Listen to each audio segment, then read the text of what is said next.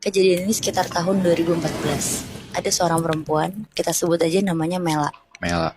Mela umur 21 tahun dan baru dapat kerja jadi anak magang di kantor itu. Jadi kantornya itu tuh berbentuk rumah tingkat, tapi bangunannya agak tua. Kayak kantor-kantor rumah sewa gitu, Moebi. Kebayangkan? Iya. Nah, hari pertama Mela masuk ke kantor itu, Mela seneng banget. Karena dia kan masih kuliah ya. Jadi bener-bener baru pertama kali ngerasain kerja beneran. Walaupun ya emang cuma magang sih. Pas dia masuk, dia ketemu sama HRD-nya. Ngobrol-ngobrol, tanda tangan kontrak, dan langsung dikasih tahu ruangan kerjanya tuh di lantai 2. Jadi Mela ini tuh posisinya di sini jadi copywriter. Dia seruangan sama anak-anak magang lainnya. Terus sekitar jam 12 pas lagi makan siang, Mela makan di luar sama anak-anak magang lainnya. Namanya Novi sama Rizky. Pas lagi makan siang ya biasalah ngobrolin tentang bos-bos di kantor yang galak. Sama ada beberapa tentang kerjaan juga. Tapi tiba-tiba obrolannya tuh berubah. Jadi kayak Novi sama Rizky tuh ngerasa kalau kantor katanya tuh serem. Karena waktu itu pas leadernya mereka namanya Mas Vio lagi lembur. Mas Vio tuh kayak diganggu sama suara-suara sendok jatuh gitu loh. Terus katanya OB kantor mereka juga sering ngeliat penampakan di kantornya. Mela yang asik sama makanannya tiba-tiba mendadak nyimak cerita mereka kan. Terus Mela tuh bilang, demi apa kok serem banget. Tapi ya sebenarnya Novi sama Rizky juga gak percaya-percaya banget. Karena kan bukan mereka yang ngalamin kan. Akhirnya mereka balik lagi ke kantor. Terus lanjut kerja sampai jam 6 sore.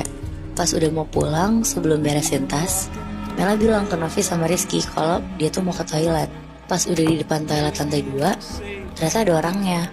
Karena Mela juga udah kebelet banget, akhirnya dia tuh lari ke bawah, ke arah pantry. Jadi kalau ke bawah ke lantai 1 tuh pas turun tangga langsung belok kiri. Nah di bawah tangga persis tuh ada toilet. Dan kebetulan di bawah itu tuh udah gak ada orang sama sekali dan lampunya tuh udah mati. Jadi dengan perasaan takutnya si Mela ini, dia tuh gak beraniin diri dia ke toilet ya. Nah jadinya di bawah tangga itu tuh ada 2 pintu, hadap-hadapan. Karena gak ada sign toiletnya, jadinya dengan buru-buru Mela tuh coba buka dua-duanya. Pas Mela ngetok-ngetok dan buka gagang pintu ruangan yang satu, di situ Mela kaget banget.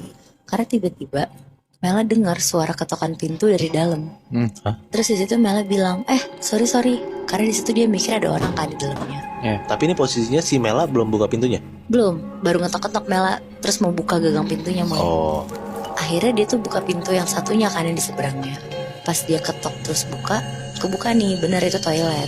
Akhirnya Mela buang air kecil, habis itu dia langsung naik ke atas buat siap-siap pulang. Terus Mela bilang ke Novi sama Rizky, toilet lantai 1 tuh ada 2 ya seberang-seberangan. Novi sama Rizky tuh bingung dengernya, terus bilang ke Mela, cuma 1 Mel. Oh, soalnya tadi pas gue ketok pintu yang 1 tuh ada yang ngetok balik dari dalam. Ngedenger itu Novi sama Rizky tuh malah nakut-nakutin Mela, terus bilang, ayo siapa tuh? Jangan-jangan penunggu kantor ini. Mana lagi maghrib Mel. Tapi udahlah gak usah dipikirin, perasaan lo aja paling. Akhirnya Mela gak mau mikirin itu kan, karena ya dia mikir juga, mungkin dia salah denger kan. Akhirnya mereka bertiga pulang sendiri-sendiri ke rumah.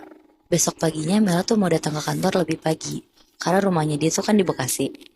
Nah ke kantor yang di Kemang ini kan jauh banget ya. Karena kantornya juga masuk jam 8, akhirnya dia naik kereta pertama jam 5 pagi. Sampai di kantor sekitar jam setengah 7, Mela langsung duduk di meja kantornya di lantai 2.